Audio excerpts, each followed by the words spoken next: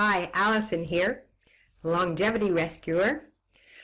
You've probably already seen the first video introducing this series of blogs, which is about realizing your dream, about checking off your bucket list. So now we're going to go backwards, sort of like a flashback in time to where it started. In early October, I took a look around me and I knew that it was time to move. Sure, I was living in a beautiful penthouse bordering the canal and a beautiful park that went for miles past the locks all the way into old Montreal. I could walk in the other direction and go up to Lachine Rapids, and there was a constant source of fresh organic fruits and veggies and my favorite, sprouts. I adore sprouts. And that was just across the street in the farmer's market. I didn't want to be here in Montreal. It wasn't where I wanted to be. I felt like I was putting in time, being in like a holding pattern, waiting for what? The situation was different now. Everything seemed to align. There wasn't any reason to wait in Montreal. I felt myself opening up to a world of possibilities. The enthusiasm began to build. And at the same time, so did fear and doubts that were ready to hold me back if I would let them. As I looked around, I just felt overwhelmed by the immensity of the task ahead. Where would I live? How would I move? There was a temptation just to sink into terror and an overwhelming feeling of being alone. I allowed those feelings to pass through me. I didn't try to resist them. Instead, I honored those feelings and I spoke my truth to those closest around me without dwelling on those negative feelings. The feeling that I had was sort of like it was passing through me. It was passing through me, but it was passing through me like on the surface. It was just kind of pouring through me, but it wasn't sticking. That negativity wasn't staying there. Instead, I deliberately chose to be a witness and to watch where the tension was showing up for me. And soon I noticed that tight, hard ball lodged in my diaphragm muscle and that sinking sense of despair, it just started to dissipate, kind of like fog in the early morning mist or that misty morning stuff that when the sun comes, it just kind of burns away. It just started disappearing. Inside of me, I realized that there was no such thing as security. And I just started to let go of that need that we feel for security. And at the same time, the need for control started to slip away. I intentionally made the choice to live in the world of possibilities and to trust. It was amazing.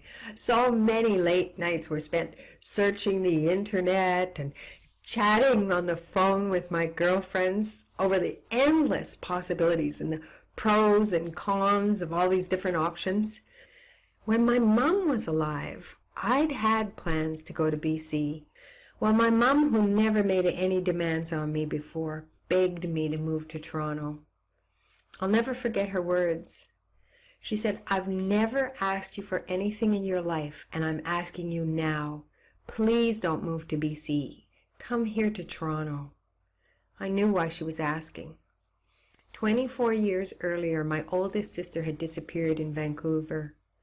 Even though my parents had reported it to the police, hired private detectives, and placed classified ads in all the papers across Canada, no trace of her was ever found. My mom cried every night for 2 years. I don't think that there's any grief greater than losing a child, especially when it's a disappearance. There's no closure, just a bunch of lingering questions that haunt you. Since my mom passed away, I've been freed of several promises I made during her lifetime. And now I had a knowing inside me that it was my time to head to BC.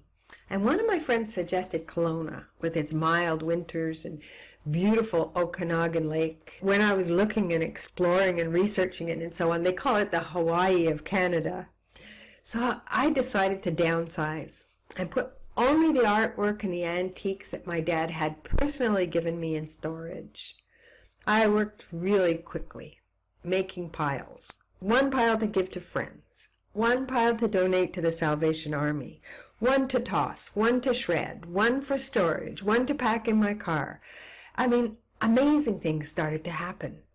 As I ruthlessly purged items I'd hung onto for years, a new awareness surfaced.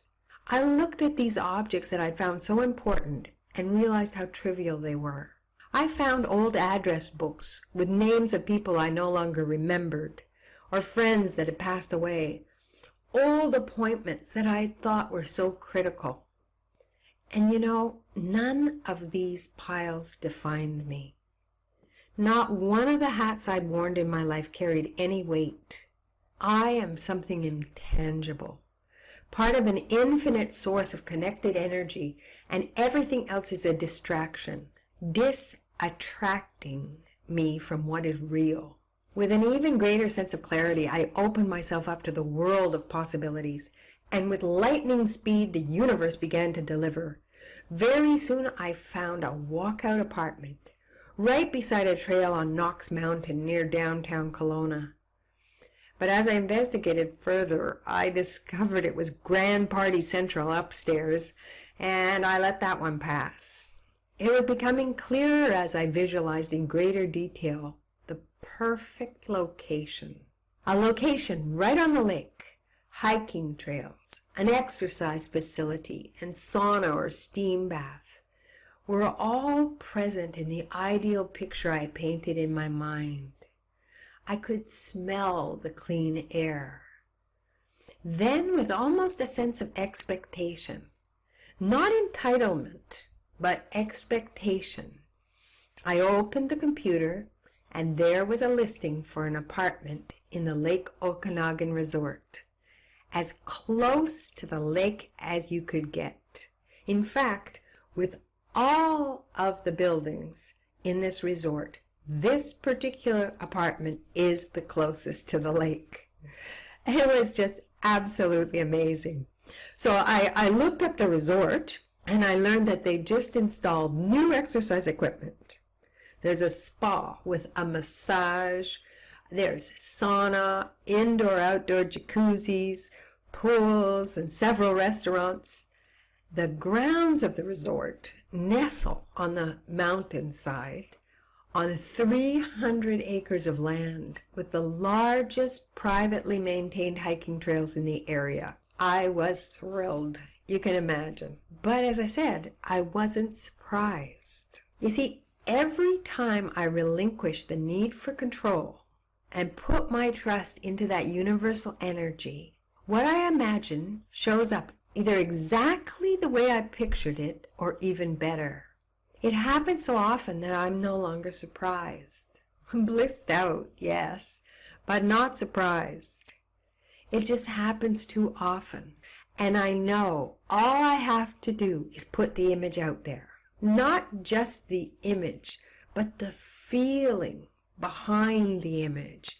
And wondrous things manifest. It's hard to understand how doubts can even creep in. And with each step of awareness, these doubts and fears are more fleeting and have less and less power. I find myself in a place where everything gets taken care of. All the help needed is there. I've new winter tires on my car.